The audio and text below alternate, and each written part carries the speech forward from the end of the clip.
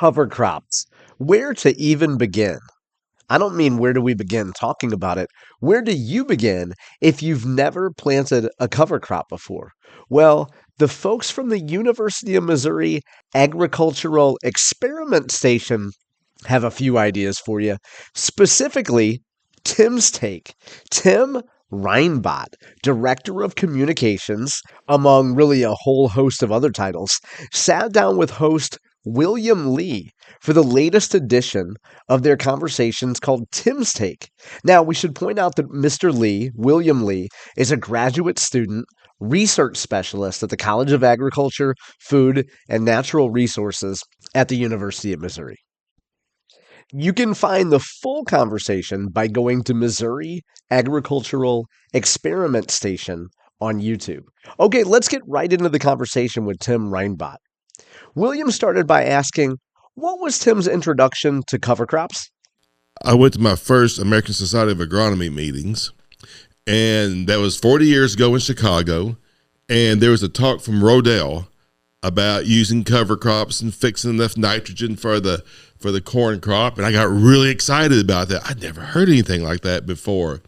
And my advisor, who was from Pennsylvania, he could see my enthusiasm, and one of the things he said, though, he said, yeah, but they're sitting on some of the best land in the country. That won't work in Missouri. Well, if you tell me something won't work, you know me, I'm gonna try to make it work. After a bit more discussion, William asked, what was Tim's first experience like with cover crops? A couple years later, I was working with Dale Blevins then, and we had him on this podcast, and as you know, N2 fixation is his big thing, and he got excited, as well as I did, about let's look at legume cover crops that we could supply nitrogen. So I still remember doing this one fall day. We got all these different types of legumes. We got hairy vetch, Austrian winter peas, Tangier flat peas. There were some I'd never heard of, like Berseem clover at the time. We had like a dozen different legumes, and we planted those. So that was my first introduction into really planting cover crops. That was probably fall of 1988. So let's start with the basics. What is a cover crop? Cover crop is a crop that we plant after our main cash crop. After the cash crop. Now, what we're talking about now for the most part is in the fall after our corn or soybeans are harvested, but it could be in the middle of the summer after wheat, or if you're into vegetable production, maybe you have cold crops in the spring that you planted, then that summer you come with a crop it could be a cereal rye crop or wheat, or it could be buckwheat. It could be a lot of different crops, but the whole idea is you're not growing it for a cash crop, but instead you're growing it just to protect the soil and you get other benefits from it. There's a whole host of factors to consider with cover crops: light, moisture, and William even gets into his experience using cover crops with grain sorghum. For starters, though, do you need really specialized equipment to grow cover crops? No, you really don't. You can overseed cover crops. We've done that many, many times. And whether it comes out of an airplane, whether it comes out of a broadcaster on a tractor or a drone now. Drones are really big now. You can do that. Of course, there's drawbacks to that. It's got to rain. Got to have the water. You do. And I always say that if it doesn't rain, your cover crops become cricket food. That's true. And would you also agree that you also need the sunlight? I mean, the water for the germination, of course, but in our thicker crop canopies, do we need sunlight, or is it okay to kind of just do its thing until a month later? Or Well, as you've seen in your research, that you have a whole lot better cover crops when you have open canopy. Right, sunlight. And because it does need it, but they will establish. Okay, they will establish. They will establish, and that's why when we often overseed, it's right before leaf drop, or like with soybeans or in corn, it's when the leaves are starting to turn brown, and so there's more light getting through. So you got to think about that. Whereas in your case, you're growing grain sorghum, right, which is green till frost. It is. It is green until it frosts, and then it's still there. Right. In a way. And the only time that you really got a good stand was when you had your wide rows. Right. Had wide rows in my particular project, and had the sunlight, the ability of the light and the water to get down there. Just the competition or the lack thereof will help in the establishment. It really will. So overseeding has its great advantages because it does not take away from harvest time. Because as you know, as a farmer, that harvest time is pretty busy already. It is. There's always something to do on harvest, and now you're telling me as a farmer I need to add in cover crops in the rotation. So it's very important to have a way to easily and effectively do seeding of cover crops. And home for me, I mean, we had soybeans, for example, and like you said, we took a drone and overseeded right before leaf drop, and we had radishes is what they were, and they grew off beautifully. And then we came in with the grain table and cut the soybeans. And then they had all that light, and those things just came back, and they filled the whole field. It was very beautiful how much green material we had out there for soil protection or even a grazable material. Right. So, but you probably also need to make sure right before a rainfall, because I have overseeded cover crops, like you said, right about the time the leaves start getting yellow, you overseed them, and then you also compare that to drilling them after harvest. And they both came up at the same time because it didn't rain for a month. For soybean growers thinking about growing a cover crop, Tim brings up a unique point about selecting soybean maturities. Oh, of course, we mentioned corn also. Grain sorghum or after wheat. After wheat. Any crop, or even after your vegetable crops, and so you can use cover crops after the crop, but you can also, as you've also found out, we can use cover crops in between our vegetable rows. Yep. Because, when you grow vegetables, you're usually on plastic or some sort of mulch, but you've got that area in between. Well, that's a great time to grow cover crops to help build your soil up. So you got to be a little creative. You can really interject cover crops, both annuals and perennials, within your cropping system. Have a good mix of both. Right. That's right. Now, we also mentioned overseeding cover crops, but a lot of them get drilled afterwards. And because you can overseed afterwards. I've seen some folks use their combine as they're harvesting, and actually that chaff will bury them. Again, that's a good idea. You get a little shower, the seeds will go ahead and come up. So whatever makes it easier for the farmer is where I would go. And one of the things, as we've gotten further into cover crops, I think we really need to manage our crops with the idea I'm going to plant cover crops. Okay, so we're going to truly manage corn and soybeans differently now with the whole idea and premise that we're going to come in with a cover crop. Okay. Because one of the things you questioned me on is, here in central Missouri, if we grew a 4.3 maturity group soybean, we could really maximize our growing season. But you said, why are you growing 3/8? I said, because I want to plant cover crops afterwards. Right. I want that extra week of 10 days in the fall that I have an opportunity to plant. So that's one of the things I'm thinking of. You've got to think about your maturities just a little bit. Right. Well, not to be outdone, what about corn? I utilize some of the variety testing data to look at how much does it really cost you by going a little bit earlier maturing corn. And I think 30, 40 years ago, it was a big hit, but I think our hybrids and our varieties are so much better now that we don't see as much of a yield hit or any yield hit by going a little earlier maturing. Okay, but what if you don't want to go a little bit shorter on maturity? William points out that you can always use his favorite seeding method. It is a good early maturing corn variety, for example. Well, 111 day. Well, we use about 111, 112 day corn here, and I wouldn't push that too much earlier. Just you go 105 maybe, but again, give you that extra week to get some things done. But I like the idea of getting a little more creative with your harvest. That you can overseed your cover crops as you harvest, for example. Right. That might be your better choice on corn, especially.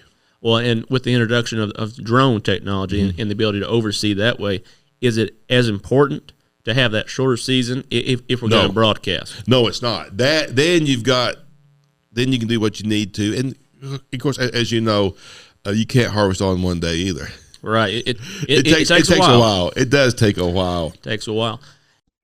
If you're just joining us here on Westplex Talk 104.5, we're listening to a presentation, I should say, a podcast put together by the Missouri Agricultural Experiment Station. Tim's Take, episode 44. You can find it on YouTube, and it's all about cover crops. Now, back to the planting topic. Is drilling really just the best overall method for sowing your cover crop? Well, as we've talked about, a drill is just a controlled spell. But we've got that thing calibrated at times, and it comes up darn near perfect. Almost every time. So, but I like the drill because we get the good seed to soil contact. So the seed to soil contact is crucial to get it up fast. But as we have also talked about, you can use if you have a 15-inch row planter, you can use those for cover crops. I've done that before. Can I use my 30-inch row corn planter to successfully establish cover crops, or is that too wide of a row at that time? Well, maybe it depends on what you want to do with it. Oh. Just your whole operation that and the type of cover crops that you're planting, and when you're going to terminate and what you want to do. So 30s are getting a little wide. Yeah. But also buying a drill or buying a 15-inch row planters a lot too, so they are pricey. They are. The equipment manufacturers are very proud of their products. That's right. So I really encourage farmers to use what you have and go from there. Okay, so if you've never planted a cover crop before, which crop is best to start with? Tim has one best suggestion. I always say, if you're really unsure about what to grow winter wheat. Run winter wheat. So that is the beginner's choice or recommendation you would have for first time doing cover crops. What should I do? Winter wheat. Yeah, bin run. That way you don't have a lot invested in it. You can see how it goes. I know some of our industry folks aren't going to like me saying that, but that is a good introduction into it. And then as you get adjusted to it, how to terminate, how to handle the residue, then you can start graduating into other things. Yeah. Tim shares some experience about when to terminate your cover crop and also what to plant with your legumes. Well, when we first started doing cover crops, we always wanted to terminate them a couple of weeks ahead of time. Okay. And planting. Of planting. And I've even seen some folks talk about a month ahead of time. And I see all this beautiful growth that we've lost. And for example, I started with legumes, and because we were looking into fixation, and really to get the legume cover crops full benefit, you've got to wait till it gets some growth to it. Like hairy vetch, 90% of its growth occurs 2 weeks before it blooms. So that's early May. Yes. Early mid to second week in May sometimes, depending. So if you have a legume and you want to fix nitrogen, you got to let it do its thing. And also, they don't fix a lot of nitrogen until the soil warms up. So you got to take that in consideration too. Right, some cost benefits there. Yes. So each of these cover crops have a different purpose also, depending on what you want to do. We didn't start adding cereal rye and other cereal crops to our cover crops until we realized that we had to have some winter protection for the legumes. For legumes, huh? So you had to grow two crops, one to shield or protect the leguminous crops. Then, right, because we've seen it over and over and over that we get much better legume growth when we have a little cereal crop planted with it, whether it's cereal rye or oats or wheat. So that helped a lot. Tim also reminded us of the number one reason to grow cover crops in the first place. Number one reason that you want to plant a cover crop, I think still, is soil protection. Soil protection, huh? And we have seen this over and over and over in our fields, but also our demonstrations, that when you have no-till compared to a no-till and cover crop, you get a whole lot less water runoff and soil runoff. Just how much more you get with that cover crop compared to just no-till. And there's some value there, especially if we can keep our soil in place. Obviously, soil is one of our biggest assets, biggest costs in production agriculture, but as well as all the nutrients. that are in that, especially with our broadcast way of doing fertilizing. All the nutrients are up in that top few inches of soil. Right. So when you start losing soil, you've lost a lot, but also in the soil, in the water solution, your dissolved nutrients, you're losing those too. Right. So really stopping that water runoff is imperative. Tim also brings up the controversial topic of weather events. Don't call it climate change. Let's call them weather events. Yeah. But our rainfall events are getting further apart and more intense. So we've got to be able to hold that water, and that's where a cover crop can really come into to play. Okay. William asks, what if you've gone through the winter, you have a cover crop out there, and it's April 1st? You're itching to get planting. How do you go about it? Well, what we used to say, kill it. Kill it, huh? And plant into it. But really, you've got time. Plant right into it. Let the cover crop grow some more. Okay. Let it have some more biomass growth, and then kill it. You can use herbicides to kill it. Okay. If you use like a roller, you got to wait till the cover crop gets a lot more mature. So if you're going to do this, you're going to probably have to have some sort of chemical way of killing it. Chemical to kill early. Right. But you've also let some more biomass grow, some more root growth and such. So that's what I would highly recommend. I know some of our colleagues will say that plants can detect something growing beside them and they think it's a weed, and they'll react toward that and they'll hurt yields. I can see that also. So you don't want it to get much more past emergence when you want to kill it. But that gave you 2 weeks almost, Right. Something. And also, as we talked about before we came on air, we're managing water. And how many times do we see April 1, we got too much water? Too much. Too wet to plant. Too wet to the field. And that's something where our cover crops can help us with, is that they can take some of that excess water off. They're letting it soak in, of course, but it's going down into the soil profile. But in that upper couple inches, they can help lessen that burden so we can get planted a little bit earlier. And we have got to cut the conversation off there. You can find even more on this conversation, including what to do as you get into, let's say, May.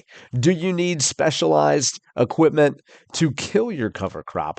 Tim and William discuss that in detail. You can go to YouTube at Missouri Agricultural Experiment Station. This episode is called Tim's Take number 44, the overall cover crops guide. You've been listening to The Farm Show here on Westplex Talk 104.5. You can always find us online, Facebook, YouTube, Instagram at Farm Show Radio. That's Farm Show Radio. We will see you back here next Saturday at 10 a.m. on Westplex Talk 104.5.